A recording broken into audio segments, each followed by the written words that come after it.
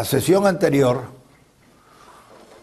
resumiéndolo todo al máximo, yo les dije que conocer el pensamiento de Marx y Engels es conocer la historia del pensamiento de hace 150, 160, 170 años. Ese pensamiento ha sido superado enormemente en todos los campos. Solo queda un aspecto del pensamiento de Marx y Engels válido hoy, que voy a decir después en su momento. Pero el 90% de lo que Marx dijo que era cierto, y además científicamente cierto, se ha probado en los pocos años que siguieron a su entrada en la historia con el manifiesto, que eran equivocados. No eran científicos y además eran equivocados. Ahora es fácil hacer esa afirmación, pero hay que probarla. Eso es lo que quiero hacer. Aquí tienen ustedes un libro muy interesante de unos periodistas franceses sobre las víctimas del comunismo. Más de 100 millones según ellos. Las víctimas mortales del comunismo. Porque en realidad las peores víctimas del comunismo no son los que fueron fusilados y matados. Esos fueron los mejores.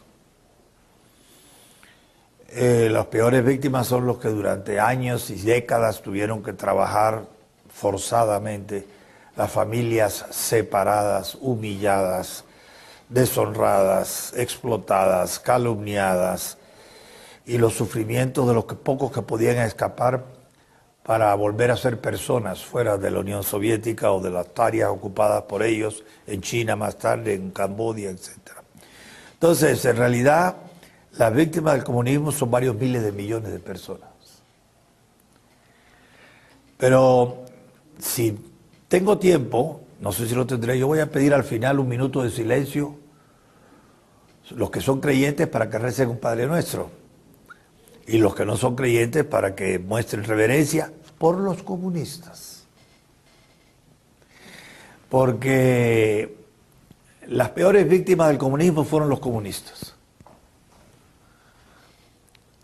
Se esforzaron muchos, sinceramente, había un montón de bandidos entre ellos y de enfermos mentales, pero la mayoría no lo era. La mayoría de los comunistas creían en la causa. La mayoría de los comunistas eran sinceros. La mayoría de los comunistas luchaban por un ideal elevado, apresurar la revolución para que se diera lo más pronto posible la sociedad sin clase, donde el hombre pudiera ser totalmente libre y feliz. Eran idealistas, sobre todo los jóvenes.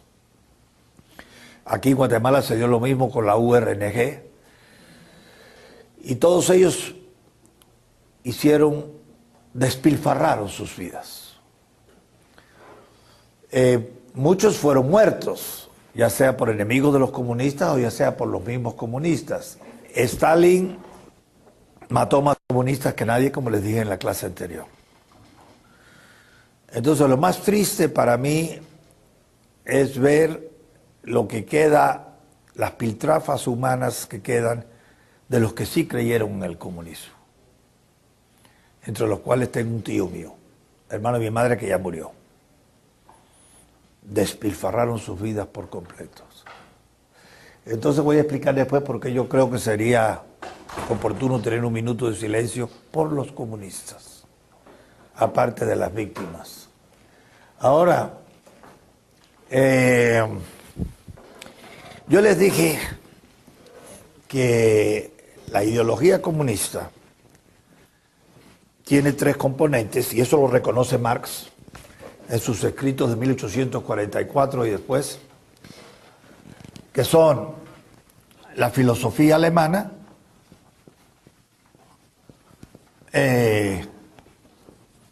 y ahí, cuando yo hablo de filosofía alemana, estoy hablando fundamentalmente de Hegel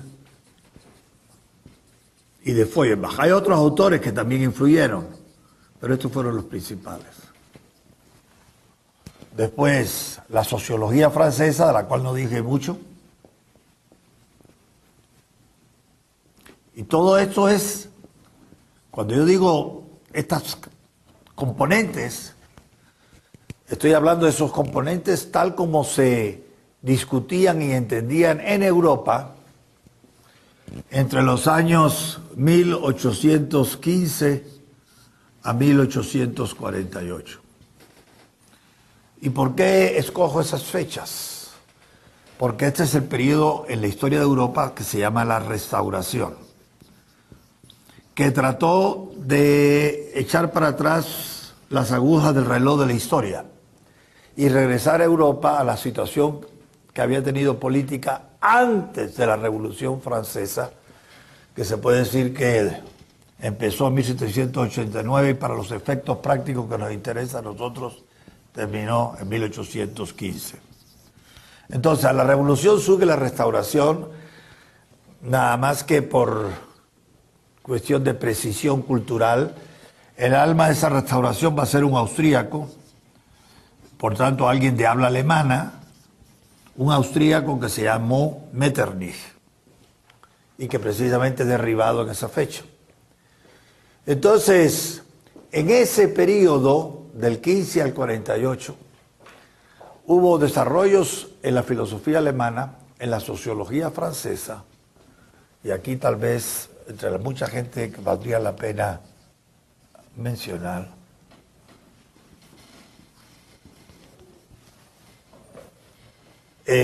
Proudhon, tal vez Owen, podría ponerlo también.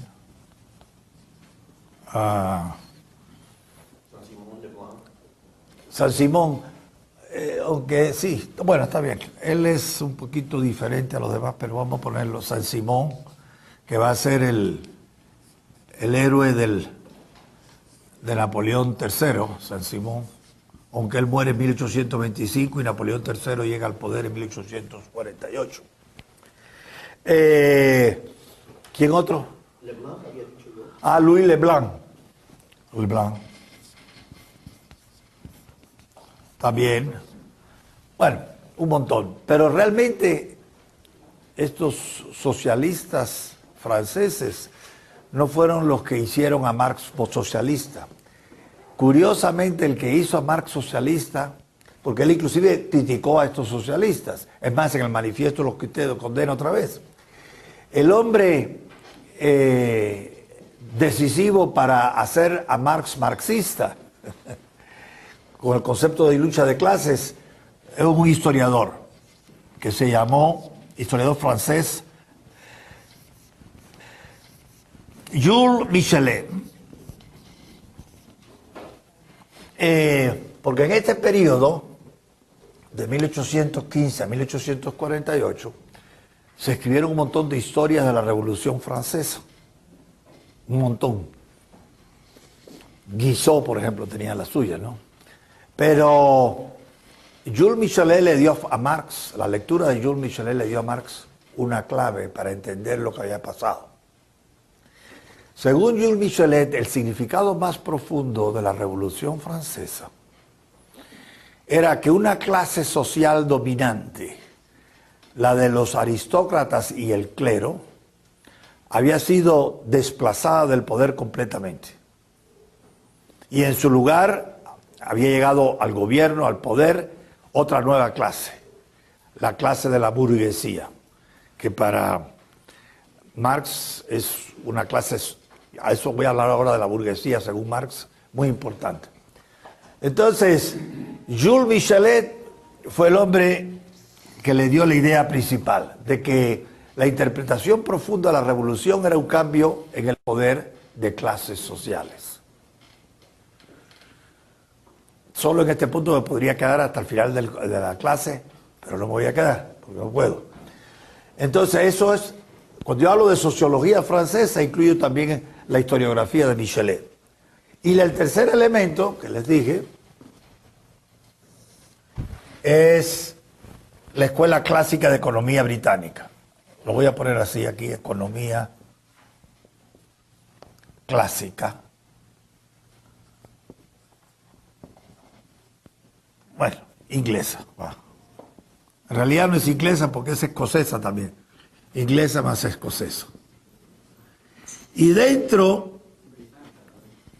bueno, sí, eso sería lo apropiado, decir británico. Pero ya, como me cuesta mucho escribir con la derecha, ya escribí eso. Entonces ustedes escriban británico. La economía clásica, que saben ustedes, que es Adam Smith, David Ricardo, James Mill, el padre de John Stuart. Curiosamente, el padre también de Darwin, Erasmo Darwin. ¿Quién más?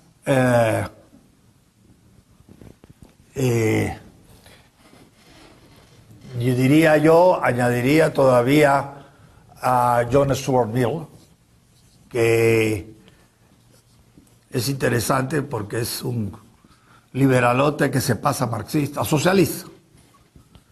Pero eso ya ha pasado muchas veces.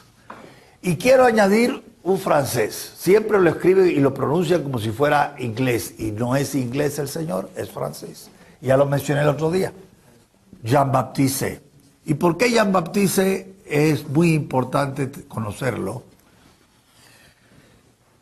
Porque Jean-Baptiste va a contribuir algo muy importante para la derrota del sistema marxista. No voy a decir cuál, por ahora. Entonces, eso también influye. Entonces, Marx, que era un hombre sumamente inteligente, es un genio, medio loco, cicloide, eufórico y después deprimido, nunca trabajó regularmente, nunca tuvo salario. Las pocas veces que ganó dinero fue mandando unos artículos al Tribune de Nueva York, y ahí quedó. Entonces se comió su propia herencia, se comió la herencia de su mujer y vivió entonces de las ayudas de, ¿cómo se llama el señor? De Engels y de otros amigos. Entonces, un poco, pero a él le humillaba, pero creía que valía la pena esa humillación con tal de poder seguir trabajando en lo que él quería, en el Museo Británico tomando notas y estudiando. Bueno. Y los demás que le ayudaban también creían que era tan importante las ideas de él que valía la pena subvencionarlo. Bueno, entonces estas son las influencias de los hombres, de los principales pensadores en esos campos en los años inmediatamente anteriores a 1848, cuando se publica el Manifiesto Comunista. 1815, la época de la Restauración, alrededor del proyecto político de Metternich, un primer ministro austríaco. Bueno, estos supuestos, ¿tienen ahí el Manifiesto Comunista? A ver, sáquenlo. Quiero hacerle unos comentarios aquí. El Manifiesto Comunista empieza con una metáfora fabulosa. Cuando yo escribí una crítica a la teología de la liberación, usé esas palabras de Marx. Un fantasma recorre la América Latina. La teología de la liberación. Entonces, me pareció muy bueno. Entonces, ¿cuál es el fantasma que recorría Europa en 1848? El fantasma del comunismo. ¿Por qué se hablaba de comunismo?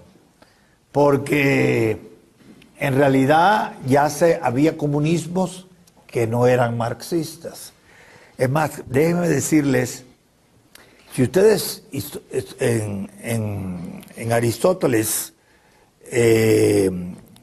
en la Ética Nicómaco, encuentran las razones que da Aristóteles, unos 350 años antes de Cristo, para la existencia de la propiedad privada, él menciona el comunismo.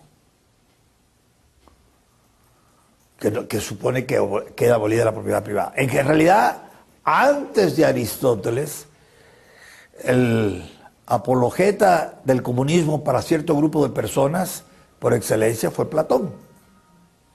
la clase de los gobernantes, ahí hombres y mujeres eran todos perfectamente iguales, con los mismos derechos y obligaciones. También la mujer tenía que hacer servicio militar y todas esas cosas, y ir a la guerra igual que los hombres. Los hijos no eran de nadie, eran del colectivo, como se dice aquí en Guatemala hoy, de los gobernantes. No había propiedad privada, y a cambio de no tener propiedad privada ninguna, tenían todo el poder. Era una compensación. Y se suponía que eran los más brillantes e inteligentes de la sociedad.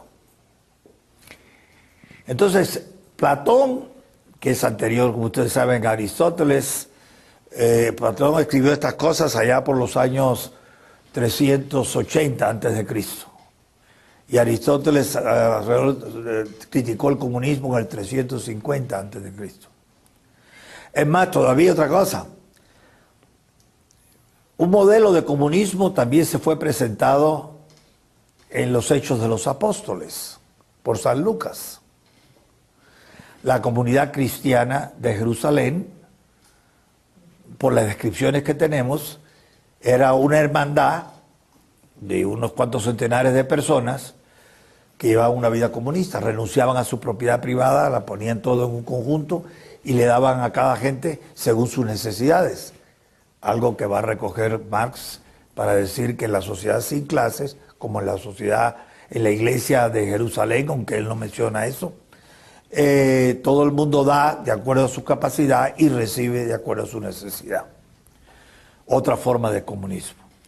Pero en tiempos del rey Filipo de Macedonia hubo también un movimiento comunista entre los macedonios, al cual también alude Aristóteles. Entonces, la idea de que los hombres renuncien a decir esto es tuyo y esto es mío, y lo tengan todo en común, esto es de nosotros, es muy antigua.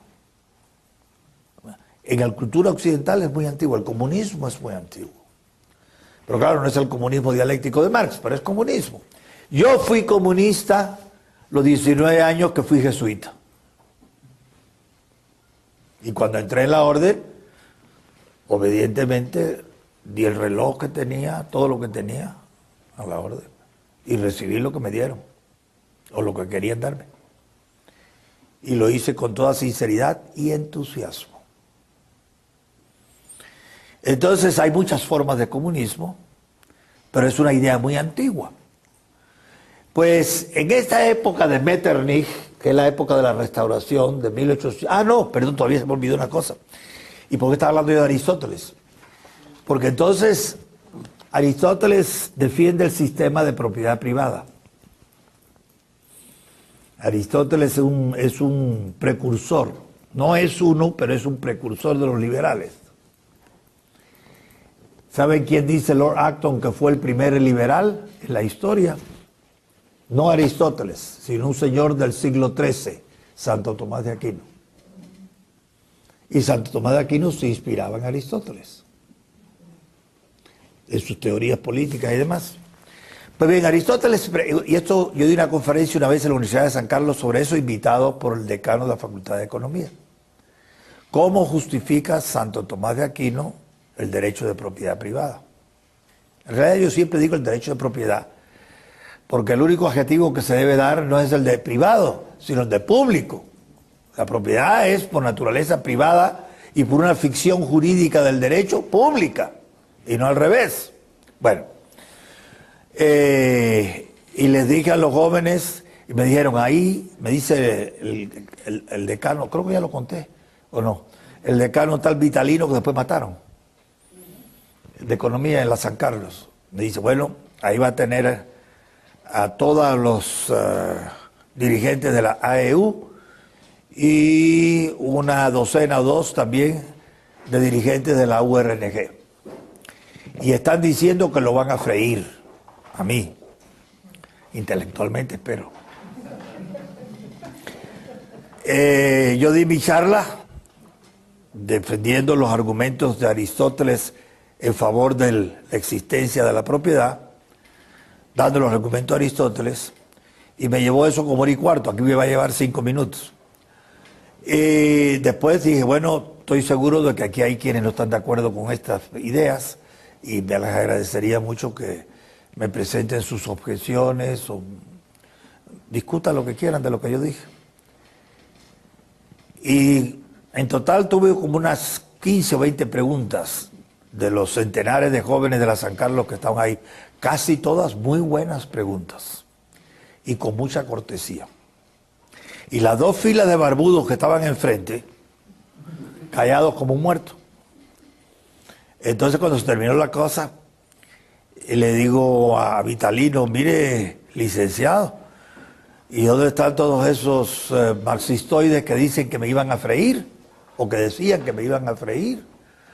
Porque, dice él, bueno, pues eran las dos filas primeras, esos barbudos que usted veía ahí delante de mí, lo miraban fijamente. Ellos son de la URNG y de la EU y de esto y del otro. Y yo le dije, pero esos no hicieron preguntas. Los demás se le hicieron muy buenas, pero ellos estaban callados como muertos. Sí, están diciendo por ahí que usted es tan reaccionario que no vale la pena discutir con usted. Entonces, ahora volviendo aquí, Aristóteles de varios argumentos, ¿no? Inclusive Romano Guardini, que fue un gran pensador alemán, que yo tuve el gusto de conocer en Múnich, cuando estaba sacando el doctorado allá en filosofía, añadió una razón a Aristóteles para tener propiedad privada, que él decía que era la posibilidad de ser generoso. Eso no lo dice Aristóteles. Lo dijo Romano Guardini, que era cristiano. Si nadie puede dar lo que no tiene, pero si tienes, puedes dar. A lo mejor no das, pero puedes dar. La oportunidad para ser generoso. Bueno, pero Aristóteles dice que, por supuesto, la propiedad privada es más eficiente porque el propietario se cuida de la propiedad, de suya. Mientras que lo que es de todo, como todos sabemos, the tragedy of the commons, nadie lo cuida. Bueno, esa es una, por supuesto, y muy importante. La otra es la propiedad como formadora del carácter, de la responsabilidad de tener que responder lo que está a tu cargo. También muy importante. Lo tercero es la propiedad para heredarla. O sea, uno no siempre trabaja, nunca trabaja solo para sí mismo, sino la persona normal. Hoy día hay muchos anormales, pero entonces no tantos. La persona normal trabaja no solo para sí, para sus seres queridos. Siempre. Esa es la ilusión. Si no hubiera seres queridos por los que trabajar, la inmensa mayoría de la gente, incluidos ustedes y yo, no trabajaríamos. Pasaríamos ahí más o menos como ciertos hippies que yo conozco. Y esto es otro de los errores que tiene Ayn Rand.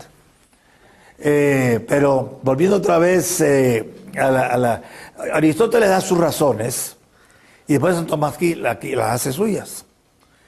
Pero él dice, y esto es lo que yo quería llegar, él dice, si el comunismo, un sistema comunista, históricamente, fuera mejor que un sistema de propiedad privada, ya se habría inventado y existiría desde hace muchos siglos. Y es una observación psicológica muy fina de Aristóteles. 350 años, 45 años antes de Cristo. Efectivamente, la idea del comunismo es viejísima. Pero ¿por qué no se ha puesto en práctica? Bueno, se ha intentado poner en práctica y nunca ha funcionado. En esta época en que Marx vuelve a la carga de que hace falta un sistema comunista, con su manifiesto, en esa misma época un socialista de entonces, que no era marxista, socialistas no marxistas, que no conocían a Marx, o no les interesaba, George Owen, está ahí puesto, Owen, él fundó como 11 o 12 comunas, así como la de los hippies en los años 70, comunas. Y la que más duró, que se llamaba New Harmony, Nueva Armonía, duró 2 años y se disolvió. Ninguna funcionó. Es más, no sé si ustedes saben que cuando los peregrinos, pilgrims, Llegaron a Plymouth, Massachusetts, allá por 1620, por primera vez. ¿Cómo se llamaba el famoso barquito? Mayflower. Ellos tenían un proyecto comunista y lo intentaron implantar en Massachusetts y no llegaron a los 2 años. Porque era tan desigual el trabajo y la contribución de cada uno y pasaron tanta hambre por la irresponsabilidad de quien no cuidaba lo que no era suyo, que cambiaron el modelo y se pasaron. El modelo de ellos era la iglesia de Jerusalén y se pasaron entonces a las iglesias modelo de San Pablo, Corinto y Éfeso y Calcedonia y todas esas iglesias que tenían propiedad privada y sobre ella eran prósperas los cristianos y mantenían las que tenían propiedad privada a la única que no aceptaba la propiedad privada, que era la de Jerusalén. Es muy importante eso porque inclusive Marx va a hacer una observación al respecto, pero ahora no la voy a decir. Entonces, el fantasma que recorre Europa era la idea de que tal vez tendríamos, dada la crisis, lo que se llamaba entonces la cuestión obrera, la crisis del proletariado, había que hacer alguna forma de comunismo y corría la historia, sobre todo entre los más extremos de los dirigentes laborales. Por eso dice Marx, un fantasma recorre Europa, el fantasma del comunismo. Bueno, ahí tienen ustedes los párrafos, lo leen, yo no lo voy a leer, pero después dice, el número 1, después de esa introducción, bajo el título Burgueses y Proletarios, esto es dogma marxista. O sea, no se puede discutir. Y si lo discutes ya no eres marxista. Por eso yo lo discuto. Dice, la historia de todas las sociedades hasta nuestros días es la historia de la lucha de clases. Sin eso no hay marxismo. Inclusive aquellos marxistas que 50 años después con Eduardo Bernstein revisan la dogmática marxista, de las últimas que retienen es esto, que de todas maneras la historia solo tiene sentido desde el punto de vista de lucha de clases. Pero cuando hablamos de lucha de clases, esto es muy importante, es una lucha de clases dialéctica. Yo sé que a ustedes la palabra dialéctica les da escalofríos porque ni tengo tiempo tampoco de explicarla a fondo. Pero eso lo toma Marx de la filosofía alemana, de Hegel sobre todo. ¿Y por qué insisto en que sea dialéctica? Porque la lucha de clases se da, indudablemente. Pero a la que Marx quiere referirse es a la lucha de clases dialéctica, que lo desarrolla más adelante. ¿Y por qué dialéctica? Porque significa que es una lucha sin cuartel. No hay espacio para compromiso de ninguna clase. Solo puede haber vencedores y vencidos, o ganadores y perdedores. No hay término medio, no hay un compromiso. Y eso lo dice él deliberadamente. Porque el reproche principal que le va a hacer el Marx al movimiento obrero que entonces estaba surgiendo en Alemania, y por eso se va a pelear con otros amigos suyos en Alemania, muy violentamente, el reproche que él le hace a los obreros es que ellos quieren llegar al movimiento sindical que está empezando, quieren llegar a transacciones, a compromisos, a componendas con los burgueses, con los patronos, con los dueños. Y Marx dice, eso no es posible. Eso lo que hace es perpetuar un mal sistema. El sistema de una clase dominante, la burguesía, y de una clase dominada, los proletarios. En estas elecciones hay un señor que a mí me da pena, candidato a la presidencia, Óscar Rodolfo Castañeda, porque el pobre está más perdido que Adán en el Día de la Madre. Ni patrones, debería decir patronos, ni patrones, ni dueños ni patrones. Como no sabe castellano bien, yo lo conozco a él, inclusive, perdóneme señor, ha estado en mi casa. Ni patrones significa ni modelos, ni normas, ni criterios. Esa es una estupidez, pero él no quiere decir esa estupidez, él quiere decir otra estupidez. Patronos, pero no sabe que en castellano se dice patronos y no patrones. Patrones significa modelos, reglas, normas, paradigmas, que es otra cosa. Bueno, cuando él dice ni patronos ni dueños, eso es puro Marx. No puede haber progreso a menos que toda la clase burguesa de los patronos y de los dueños sea eliminada. No hay compromiso. An all-out conflict. Eso significa dialéctico. Necesariamente tiene que ser así. Necesariamente, a través de que sea así, es la única forma de asegurar el progreso. La lucha de clases sin tregua, sin cuartel, hasta que uno venza y el otro sea vencido y desaparecido. Esto es muy importante. Esta frase dogmática, la historia de todas las sociedades hasta nuestros días, es la historia de la lucha de clases, sin otra cosa, que es una idea que él por primera vez vio en Michelet. Pero Michelet no pensaba dialécticamente, Marx sí. Eso es el punto de arranque y de lo que queda del marxismo. Yo les digo a ustedes, cuando ustedes lean una columna de opinión en la prensa guatemalteca, en que se insiste en clases, y hay muchos que dicen que son antimarxistas y usan el vocabulario marxista de clases, de lucha de clases. Ladinos contra indígenas, citadinos contra la gente rural,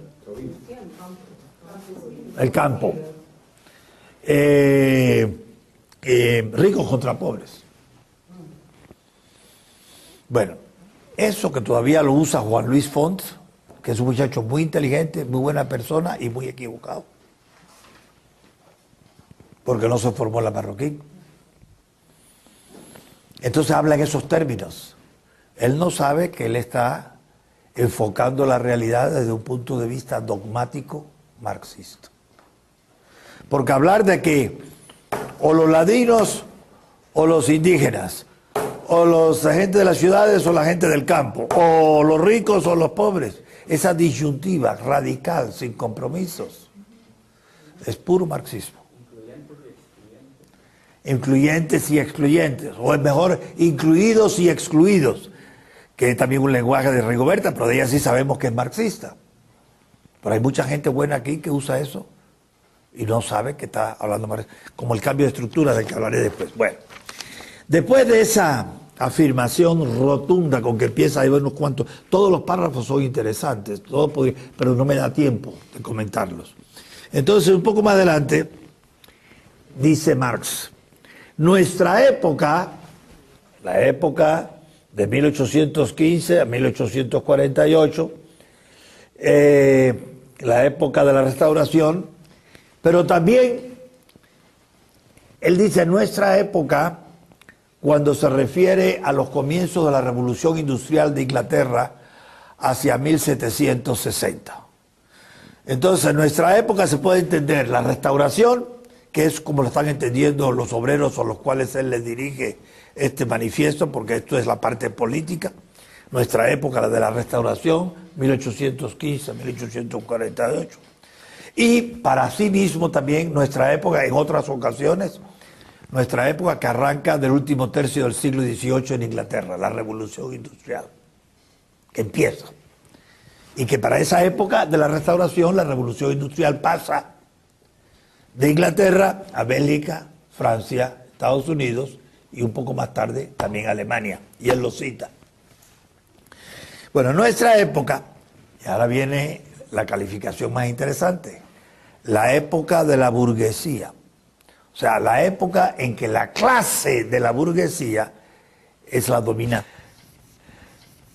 Aquí todavía la gente usa mucho ese término en plan marxista. En Francia, decir bourgeois lo dice un anticomunista, pero está pensado en la interpretación de Marx. Burgués. ¿Quién es un burgués? Muy rápidamente, porque no me interesa tanto ese punto, pero sí vale la pena que ustedes lo sepan. La ciudad griega era una polis. Esto está en griego, por eso no lo entiende. Quiero que no lo entienda. La ciudad romana era la urbs. Y la ciudad medieval, que se caracteriza, entre otras cosas, por estar fortificada, con muros, es un burg. Burg es una palabra germánica. Y como los españoles tienen las palabras germánicas, y los franceses, y los italianos, y los alemanes, y los ingleses, entonces esta es una raíz universal en la Europa occidental. Entonces, el que vive en un burg es un burgués. Si resulta ser que ese burg está en Francia, entonces es un bourgeois. Si ese burgués está en un burg en Italia, es un borghese. Si está ese burg en Inglaterra, es un burger. Y si son gente viviendo o un señor viviendo en un burg alemán, es Bürger. Y de ahí viene hamburguesa. Porque Hamburg, la ciudad, ahí empezaron los hamburguesas. Detalle muy de nuestro. Bueno, entonces, todo el que vive en la ciudad, rico o pobre, noble o plebeyo, feo o bonito, es burgués. Ese es el origen del término. Entonces, lo que hace principalmente Marx es darle una connotación de clase social. Y con toda razón. La burguesía, yo quiero leer unas cosas de Marx sobre la burguesía que les va a sorprender si es que no lo han leído ya. La burguesía, ¿cómo se formó? Bueno, antes del siglo XI prácticamente no había ciudades, no había burgos en Europa. Había aldeas un poco fortificadas, de 2.000 habitantes, 5.000 habitantes, 8.000. París tenía 8.000 y era una gran ciudad. Y Londres tenía unos 6.000 y era otra gran ciudad. Roma tenía unos 10.000 y era la más grande ciudad. Y vivían unos 10.000 personas dispersas entre las ruinas de Roma, con las vacas dentro de las calles y los cabras y todo. Esa era la ciudad de Roma. No había ciudades. Pero por razones que me encantaría explicar, pero no tengo tiempo. Las ciudades empiezan a crecer a partir del siglo XI. Y un fenómeno urbano muy importante es que la ciudad es el marco del mercado. Y donde hay mercado, tarde o temprano hay dinero. Entonces, fuera de las ciudades, pocas, de los burgos, fuera de los burgos, la riqueza es tierra. O la tierra es riqueza. Pero en la ciudad la tierra no es riqueza. Tú no puedes sembrar muchas cosas en un terrenito en la ciudad. Y lo tienes para tu casa. Y más en aquella época en que las casas se construían una sobre otra, amontonadas, y por eso venía una epidemia por falta de higiene y barría con la mitad de la ciudad, sino con toda. Bueno, entonces, en la ciudad la riqueza ya no es la tierra. Empieza a ser el dinero, que reaparece. La moneda metálica había desaparecido con la invasión de los bárbaros casi por completo, casi por completo.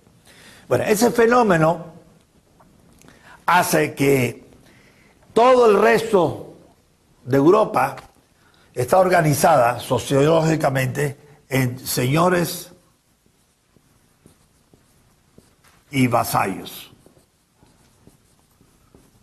que son los únicos hombres libres que hay, libres.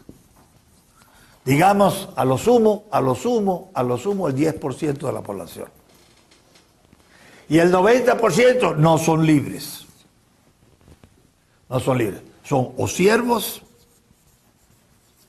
serviglebei, dicen, o esclavos, peor que siervos. Entonces, esto es en el siglo XI. Fuera de los burgos, el sistema es señores y vasallos entre los hombres libres. Y el resto no es libre, son siervos o esclavos, y ahí saben ustedes lo que significa eso. ¿Qué quiere decir? Que el siervo o el esclavo que escapaba, que lograba escapar, ¿dónde se iba a refugiar? En el burgo. Y ahí encontraba gente que pensaba como él. ¿Por qué tengo yo que ser siervo?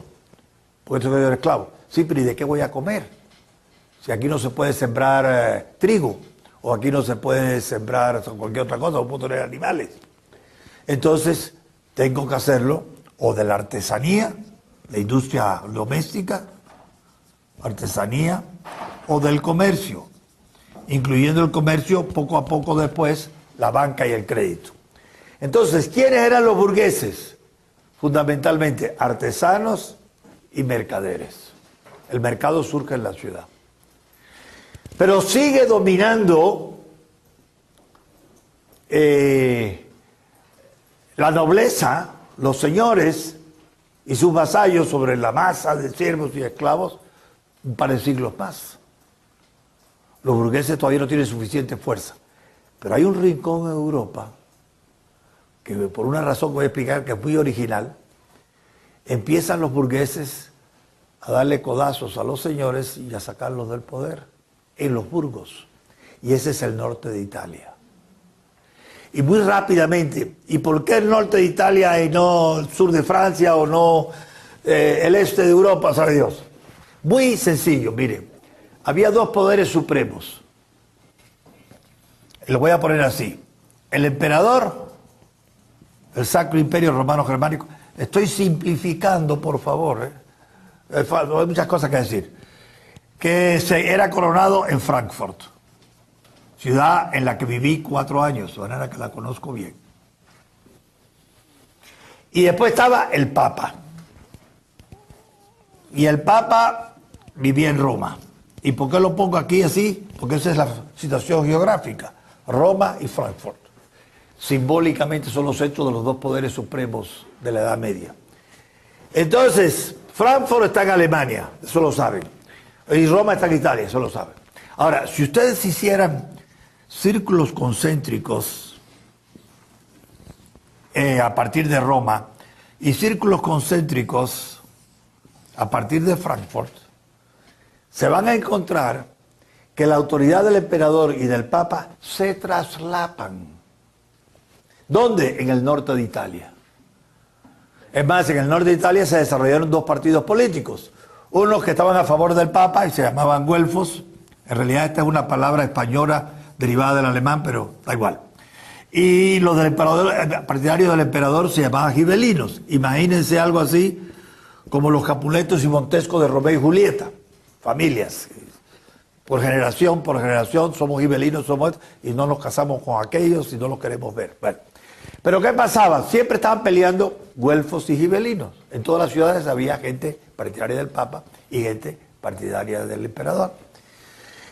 Estaban peleando. ¿Qué pasaba cuando ganaban los güelfos o los gibelinos en cualquier ciudad? En Módena, de donde era Pavarotti. Pues le decían al Papa, bueno, mira, apoyamos tu causa, la estamos imponiendo aquí en esta ciudad, a cambio te pedimos un poco más de libertad para comerciar, para acuñar moneda, para establecer nuevos oficios o artesanías o lo que sea. Pero después pasaban unos años y los gibelinos se imponían a los güelfos. Y decían los gibelinos de Módena otra vez, iban entonces a Frankfurt, o a cuando estuviera el emperador. Decían, mira, apoyamos tu causa. Muy italiano esto. Apoyamos tu causa, pero a cambio del apoyo nuestro nos da más libertad. ¿Qué quiere decir? Un verdadero chantaje típicamente italiano, donde nació mi abuelo, en Brescia. Puros mafiosos. Me consta. Bueno, pues ellos simplemente chantajeaban al emperador y al papa políticamente y a cambio obtenían los güelfos del Papa, los gibelinos del emperador, más libertad. Por eso, haciendo una historia muy larga, muy corta, para el siglo XV, los burgueses, borghesi en italiano, que vivían en los burgos del norte de Italia, eran los burgueses más libres de toda Europa, por esa pugna entre el emperador y el Papa. Y como eran los más libres de toda Europa, inevitablemente eran los más prósperos. La prosperidad es una función de la libertad. Y iba a decir, todavía un poquito más maliciosamente, de la libertad mercantil. Y esa es toda la historia. Yo doy un curso que se llama, tengo que hacer algún comercial, a ver si me pagan algo, que se llama Historia Económica. Y les recomiendo el texto que yo uso ahí, y que lo podría explicar muy bien, mejor que yo, Verónica, que está aquí, pero ahora soy yo el que está hablando. Entonces, que se llama A Theory of Economic History. Y el autor de este librito, no muy grande, maravilloso para mí, escrito por un inglés, pero de los buenos, Premio Nobel de Economía, se ha dicho de paso, se llama Sir John Hicks. Entonces un Sir, John Hicks. Léanlo alguna vez. Y eso vale por 1000 explicaciones donde se equivocó Karl Marx. Y él apenas toca Marx, casi ni lo menciona. Pero una vez que tú te has familiarizado con la teoría de John Hicks sobre la historia económica, te es muy fácil ver inmediatamente los fallos de la teoría económica de Marx. Por eso lo menciono. Bueno, lo cierto es que para el siglo XV, los burgueses del norte de Italia eran la gente más libre de Europa, por tanto los más ricos, los más prósperos. Ahí están los famosos Medici y otros más. Y por primera vez en la historia de Europa, de germánica, feudal, los burgueses se apoderan del gobierno de los burgos en el norte de Italia. No duró mucho, 150 o 200 años lo más, porque después surgió otro monstruo político que se llamó la nación-estado y acabó con esta inicial prosperidad de los burgueses que llegaron al poder político y desplazaron a los nobles y al clero. Pero eso era incontenible.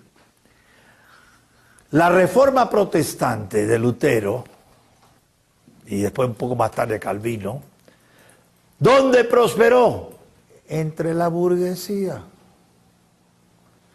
Había una burguesía próspera, disciplinada, católica,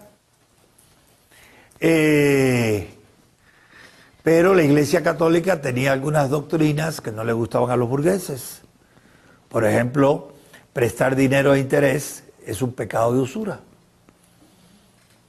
Entonces, por esa y otras razones, la burguesía, los protestantes encontraron apoyo en la burguesía. Y como la burguesía estaban en las ciudades, todas las ligas de ciudades se hicieron protestantes. Por ejemplo, en el norte de Europa, la Hansa, Hamburgo, de Alemania, donde vienen algunos guatemaltecos, Bremen, Lübeck, Danzig, o de los países bálticos, etc. Todos esos se hicieron protestantes. Entonces, la burguesía, y ahora si alguno me explicara, ¿y cómo justifica Calvino o Lutero la ética de los burgueses? Me encantaría, pero tampoco lo voy a decir. No puedo. Pero para eso lean, tampoco es largo, Max Weber, lean esa obra que está en todas partes, porque es lectura obligada en cualquier universidad seria, que se llama La ética protestante, y ahí encuentra la respuesta. La ética protestante y el espíritu del capitalismo. Entonces, él explica por qué sucedió. Porque el capitalismo surge principalmente, no solamente, pero principalmente en los burgos mercantiles de Europa. Primero en Italia, bueno, en Italia no es protestante, pero es decir, en Italia surge la burguesía más fuerte, y después en los Flandes y en las ciudades del norte, etc. Bueno, entonces ese es el origen de la palabra burgués. ¿Qué quiere decir? Para ponerlo con el sistema francés, que va a ser derrotado por la Revolución Francesa.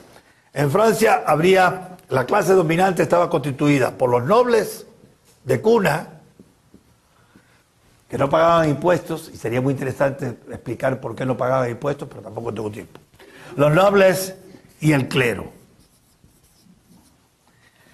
Después estaban los burgueses, que eran fundamentalmente comerciantes, artesanos, banqueros, digamos, artesanía y servicios, ¿va? Que no eran nobles y no tenían los mismos derechos que los nobles y el clero, y sí tenían que pagar impuestos.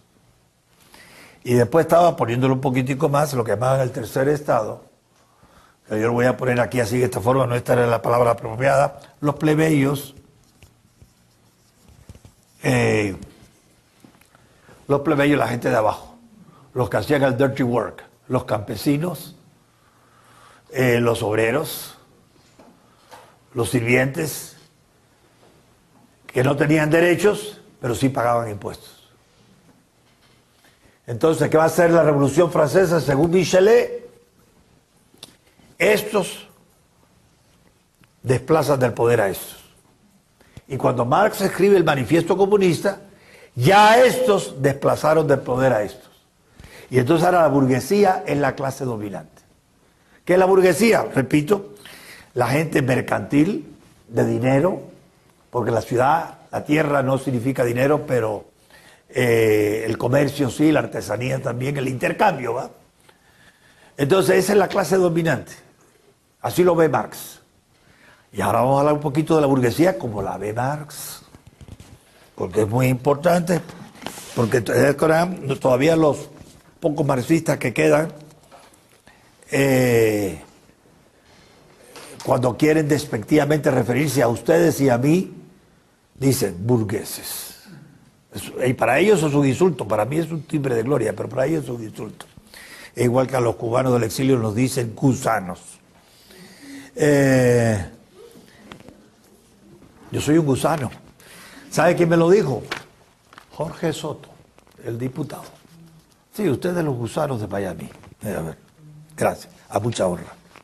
Yo tenía un amigo que se mandó a hacer un gusano de oro para ponerlo en la corbata. Bueno, entonces, fíjense lo que dice él.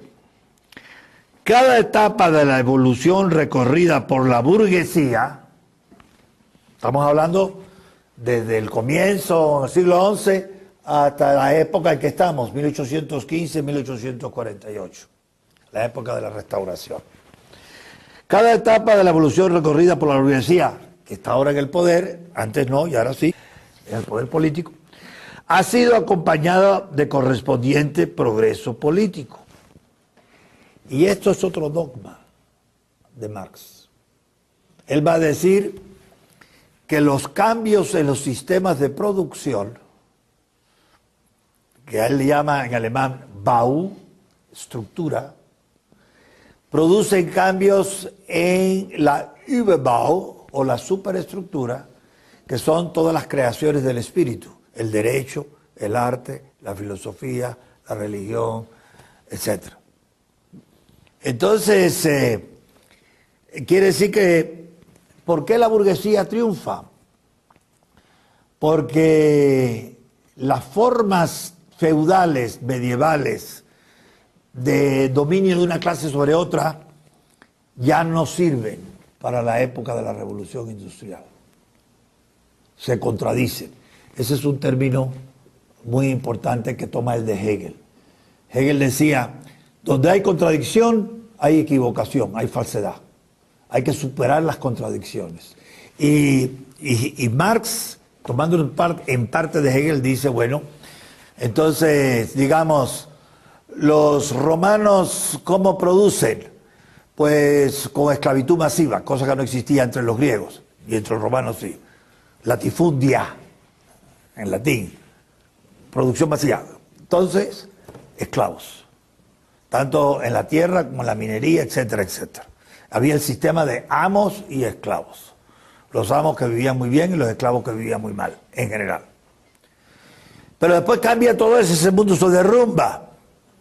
Y surge la época feudal, y entonces durante la época feudal, después que el polvo se asienta, durante 500 años aquello fue un desastre de guerras y destrucción, pero cuando el polvo se asienta, entonces nos encontramos con que tenemos una sociedad organizada alrededor de la producción agrícola, individual, con el sistema feudal que explica maravillosamente bien Sir John Hicks. Por eso lean esa obra, o cómprenla cuanto antes y léanla. Les va a servir para el resto de su vida. Bueno, entonces el feudalismo. En lugar de amos, hay señores y vasallos de los señores. Y en lugar de esclavos, hay siervos de la gleba. Esa es la forma de producción propia de la Edad Media. Pero entonces viene la revolución primero mercantil en Europa, eso históricamente, y después viene la revolución industrial. Entonces ya el sistema feudal no encaja, no sirve. Y entonces hay que hacer un nuevo sistema. Y ese sistema es burguesía, en lugar de amos o de señores, y proletarios en lugar de esclavos o de siervos. Pero siempre, toda la historia de todas las sociedades hasta nuestros días es la historia de la lucha de clases. La lucha de clases dialéctica, all out conflict, no hay posible componenda. Entonces, o triunfan los amos o triunfan los esclavos, o triunfan los señores o triunfan los siervos, o triunfan los burgueses o triunfan los proletarios, pero una combinación ahí provisional, vamos a ponernos de acuerdo, somos todos buena gente, eso no existe. No puede existir.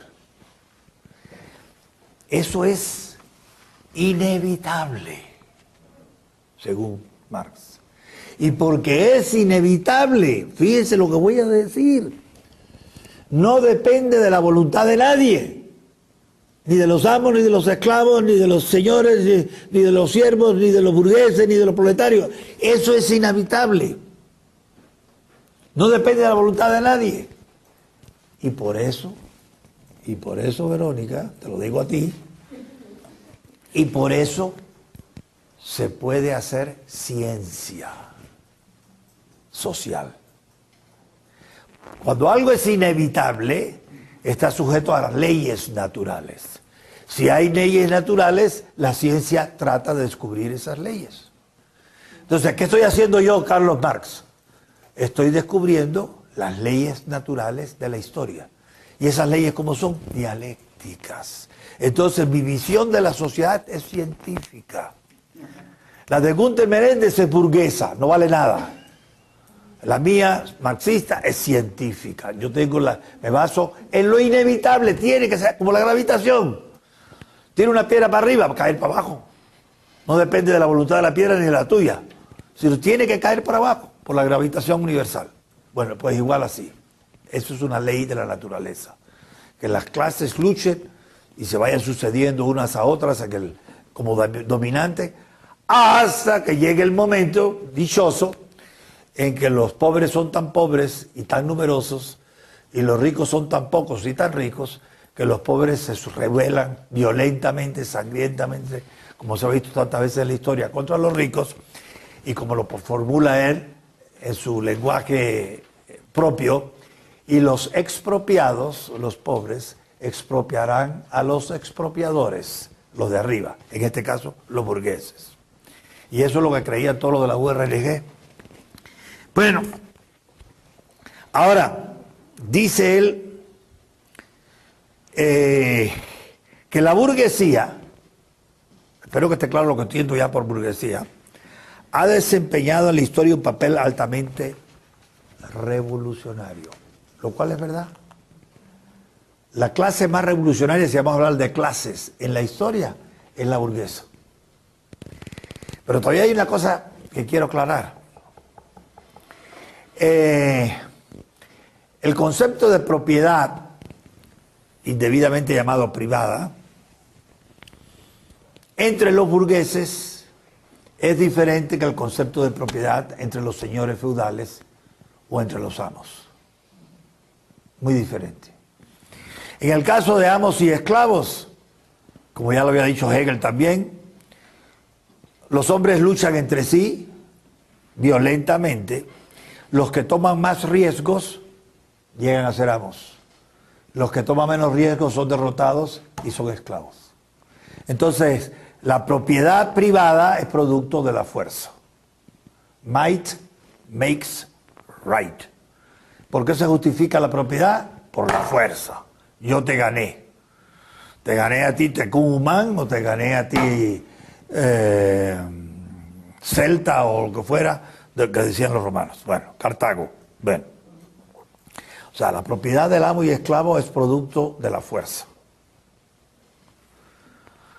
Ahora, el siervo y el señor. La propiedad del señor, yo soy señor del ducado de Quetzaltenango, pues ese ducado de Quetzaltenango, del cual yo soy duque, ¿de verdad? Eso no lo conquisté yo. Eso no es producto de una conquista militar. Eso es producto de la costumbre. De la costumbre que se traduce a la herencia. Entonces, yo nunca he estado en Quetzaltenango. No hablo además español, ni quiché, ni cachiquel, ni nada. Pero mi tía se muere sin hijos y me deja su testamento el ducado de Quetzaltenango.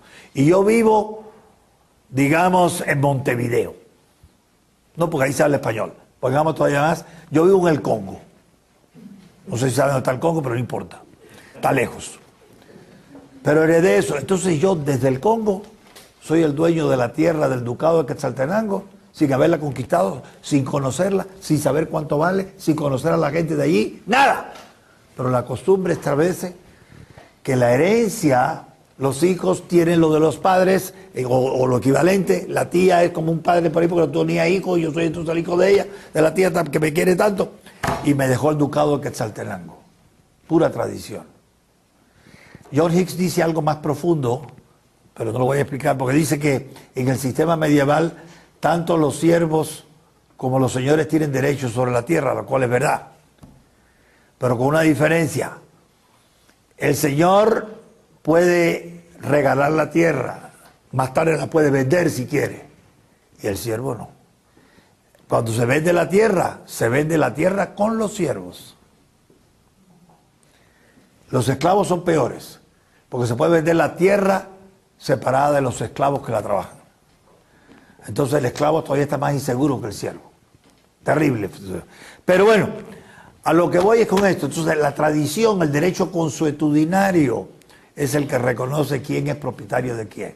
Yo no sabía que tenía una tía que era la dueña del ducado de Quetzaltenango.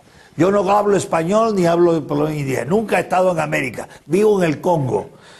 Me gusta el calorcito del Congo. Y dicen ahora que mi tía me dejó. Yo soy duque de Quetzaltenango. Y todo el mundo se lo va a reconocer, sin que lo haya comprado, sin que lo haya conquistado. La costumbre de que la persona que está ligada por sangre, parentesco, hereda su propiedad a otros con los cuales está ligado por sangre y parentesco. Bueno, entonces fíjense, ¿qué es lo que ha hecho la burguesía? Cuando dice que ha hecho un papel muy importante. Donde quiera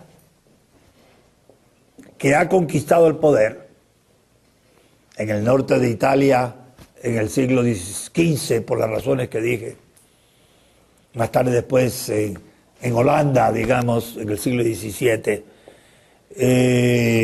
ahora en Francia, después de la Revolución, donde quiera que ha conquistado el poder, la burguesía, los burgueses, los que viven en las ciudades, los mercaderes, los artesanos, y empiezan también a ser los dueños de las industrias, la burguesía, ustedes y yo, ha destruido las relaciones feudales, patriarcales,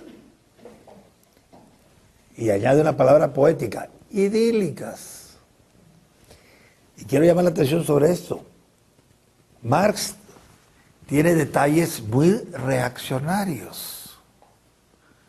Él cree que la burguesía es menos apetitosa, humanamente hablando, más desagradable, ¿va?, que los nobles. Porque él dice, poco más adelante, él dice, los nobles basan su confianza en sí mismos en el honor. Yo soy hijo de fulano, nieto de menganos, mis nietos, todos somos gente ilustre, yo tengo que vivir de acuerdo con la nobleza de mis antepasados. No puedo deshonrar su nombre. El honor es para el señor lo fundamental. Para el burgués, la fuente de su seguridad es el dinero. Entonces dice Marx,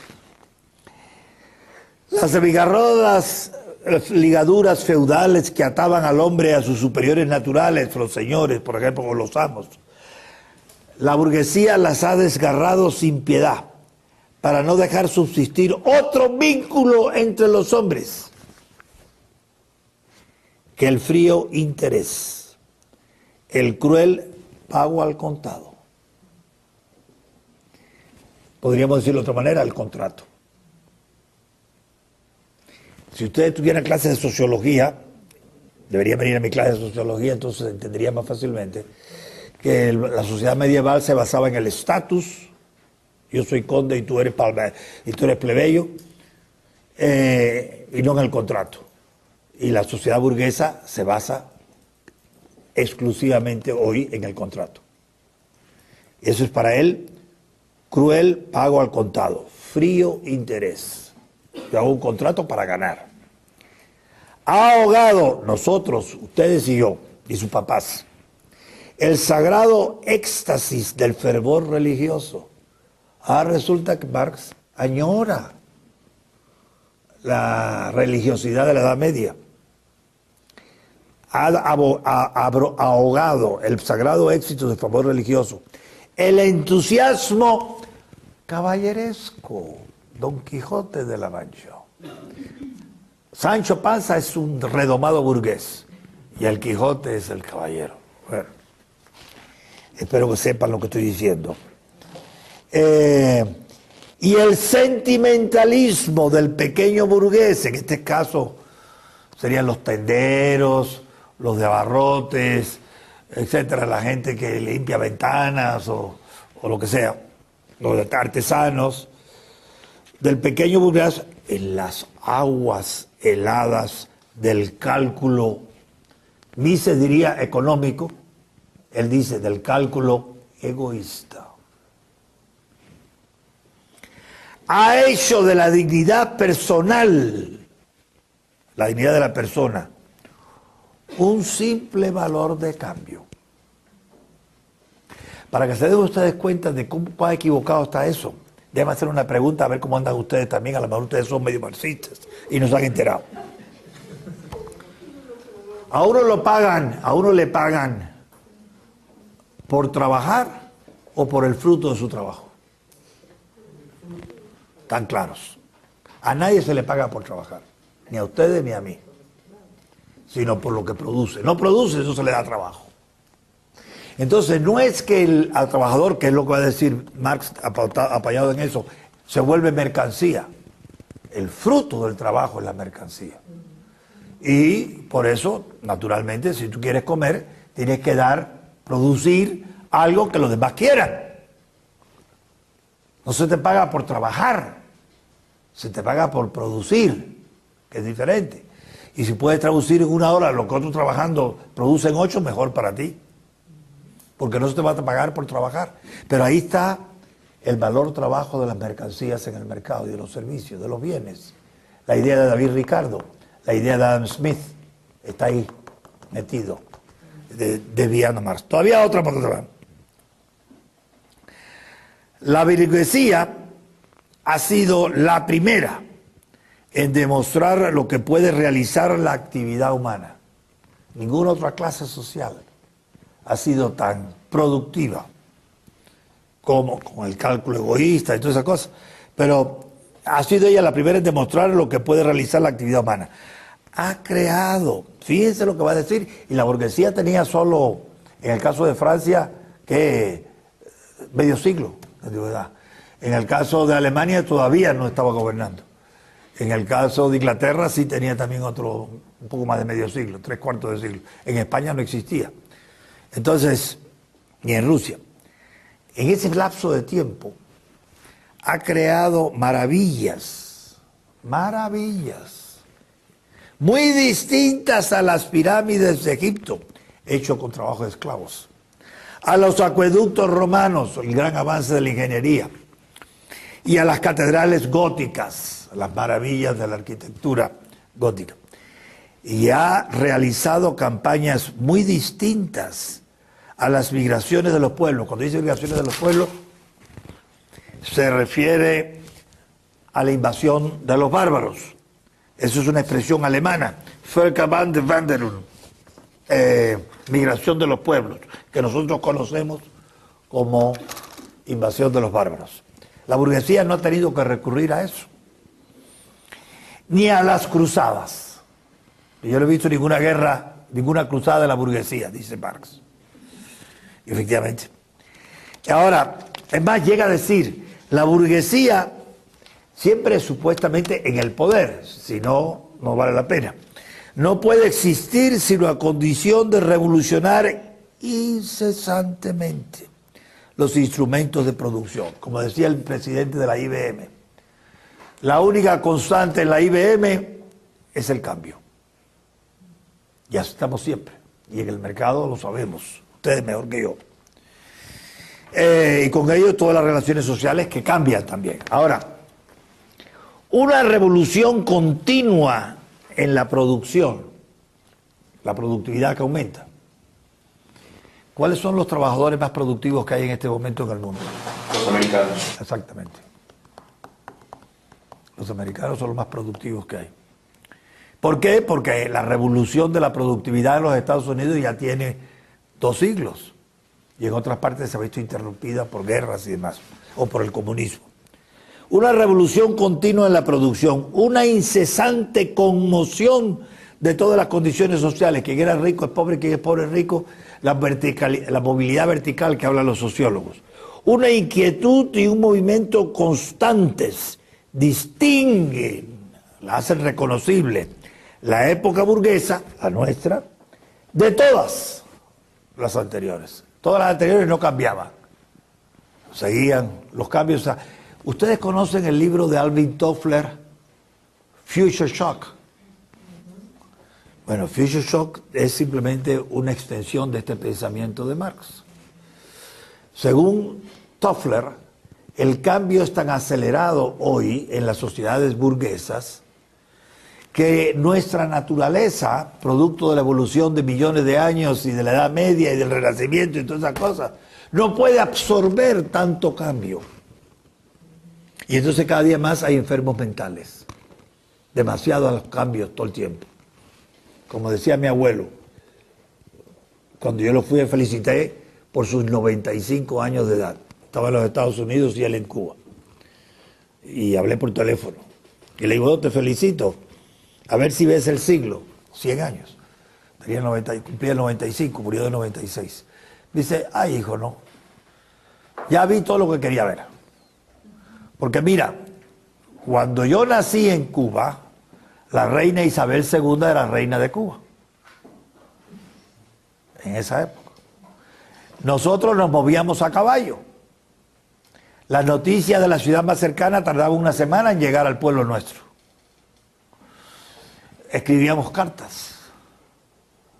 Y en el mejor de los casos, las calles se iluminaban con lámparas de gas.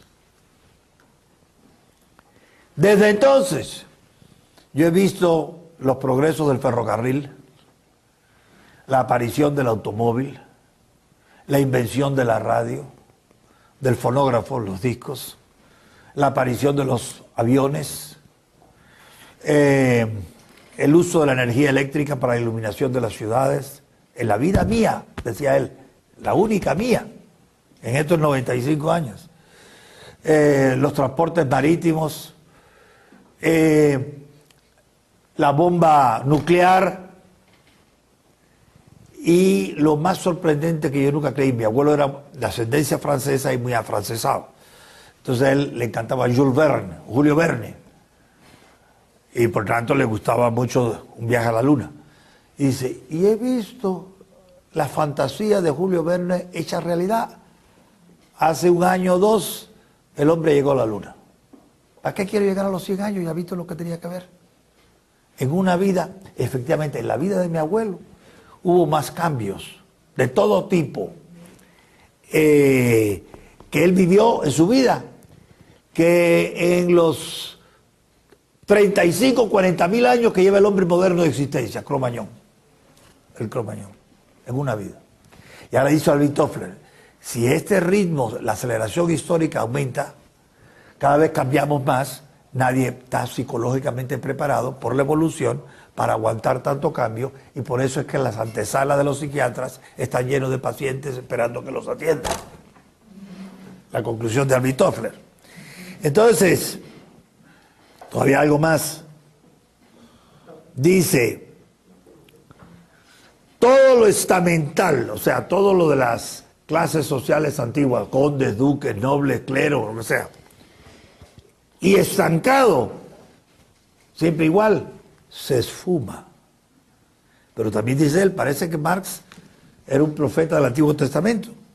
Todo lo sagrado es profanado.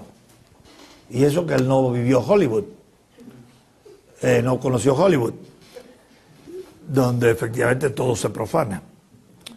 Ahora, todavía, ya que estamos en la época de la conciencia de la globalización, porque la globalización tiene ya 700 años de estar, necesita la burguesía anidar en todas partes, establecerse en todas partes, crear vínculos entre sí en todas partes, globalizarse. Por eso va a terminar el manifiesto comunista diciéndole a los proletarios globalizados: Proletarier aller Welt, vereinigt euch. Proletarios del mundo, unidos.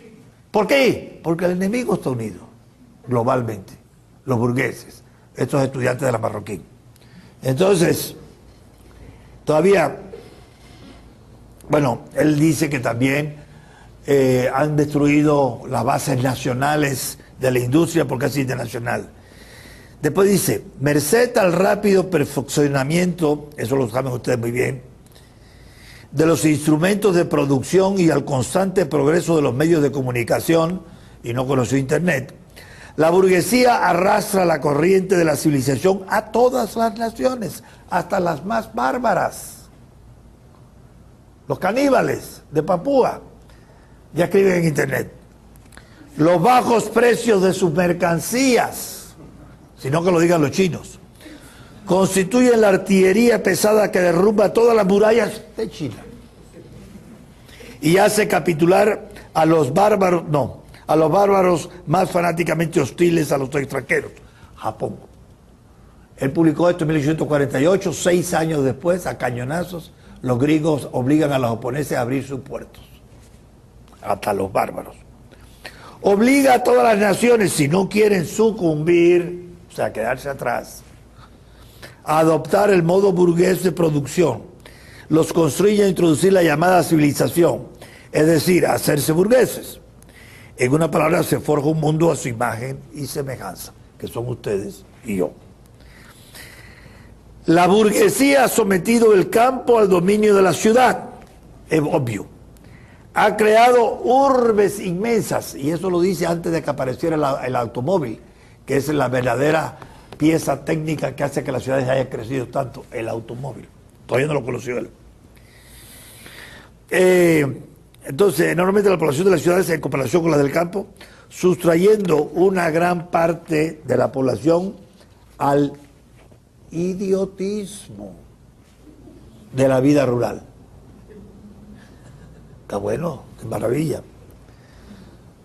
Del mismo modo que ha subordinado el campo a la ciudad, ha subordinado a los países bárbaros o semibárbaros a los países civilizados. El imperialismo de Francia, de Inglaterra, de Alemania, de Italia, de España, de Portugal, de Dinamarca y de Rusia. Bueno, sobre eso va a haber una obra también de un marxista muy interesante, pero mejor no lo digo ahora. Una cosa que quiero añadir también, que lo tengo subrayado aquí, de las cosas que hacemos los burgueses. En lugar del antiguo aislamiento y la amargura de las regiones y naciones, nos quedamos atrás, esos me quieren dominar, vamos a la guerra, se establece un intercambio universal, o sea, global, una interdependencia universal de las naciones, que es lo que estamos viendo hoy, con los tratados de libre comercio, con las intromisiones de la ONU y de la Unión Europea. Bueno, entonces, dice más cosas que son interesantes, pero esto es lo mejor que dice Marx de sus enemigos, que somos nosotros, los burgueses, lo más bello. La burguesía, tú y yo, a lo largo de su dominio de clase, no mucho tiempo, 200 años, bueno, para esa época menos, 80, que apenas cuenta con un siglo de existencia, en esa época, 1848, ha creado fuerzas productivas más abundantes y más grandiosas que todas las generaciones pasadas juntas. O sea, la burguesía ha generado más riqueza en 80 años que la humanidad en todos los años o milenios que tiene de existencia. Caramba, ¿cómo es que puede haber un marxista que no saque el sombrero, se lo quite delante de un burgués? Ya veremos. El sometimiento de las fuerzas de la naturaleza, la electricidad, la energía atómica, la energía solar, el carbón, lo que quieran. El empleo de las máquinas, obvio. La aplicación de la química a la industria, lo nuevecito, en ese momento surgía. Y a la agricultura. La navegación de vapor, qué maravilla. Pero hoy podemos, con 23 millones de dólares, podemos ir mejor en un cohete ruso. Lo están haciendo unos cuantos ricos. Yo estoy ahorrando para eso. El ferrocarril, 1848. Por cierto que el ferrocarril ya existía en Cuba en esa época y todavía no existía en España. Cuba fue de los primeros países del mundo que tuvo ferrocarril por la industria azucarera. El telégrafo eléctrico, y no conoció el teléfono celular, ciertamente. La asimilación para el cultivo de continentes enteros que estaban sin cultivar, sin trabajar, zonas inmensas que se abrieron para el cultivo, en América, en Asia, en África, en Rusia, en todas partes. La apertura de ríos a la navegación, el canal de Erie, entre el lago Erie y el río San Lorenzo. Todavía no existía el canal de Suez y todavía no existía el de... ¿cómo se llama? El de Panamá, pero ya existían un montón de canales en Francia. Francia era el país de los canales para la navegación interna, interior, de cabotaje, igual en Inglaterra. Puentes de hierro, primera vez que existían puentes de hierro. Camas de hierro, que fue el factor que más contribuyó a disminuir la mortalidad de las mujeres en los partos. Las camas de hierro, más higiénicas. La partida de los ríos de la navegación. Poblaciones enteras surgiendo por encanto. El rey da una orden en 1819 y en Cuba surge una nueva ciudad, Cienfuegos, poblada por franceses. De pronto. O el Wild West. Hay oro en California, ese año se descubrió y de pronto surge un montón de ciudades nuevas, de pronto. Y así era en todas partes.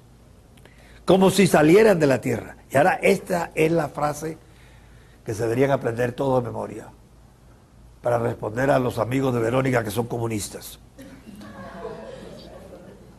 Verónica, va contigo. ¿Cuál de los siglos pasados pudo sospechar, ni siquiera sospechar, siquiera que semejantes fuerzas productivas durmiesen en el seno del trabajo social. El piropo más grande que se ha hecho al capitalismo, a la burguesía, a la propiedad privada de los medios de producción, al mercado, es de Marx. ¿Cuál de los siglos pasados pudo sospechar siquiera, ni siquiera eso, que semejantes fuerzas productivas dormitasen en el seno del trabajo social? Entonces, Marx entendía muy bien la cantidad de riqueza que generaba el mercado, la burguesía. Entonces, ¿cuál es su problema? ¿Qué es lo que pasa con el mercado entonces que es tan maravilloso? Es algo único. No ha habido nada en la historia como eso.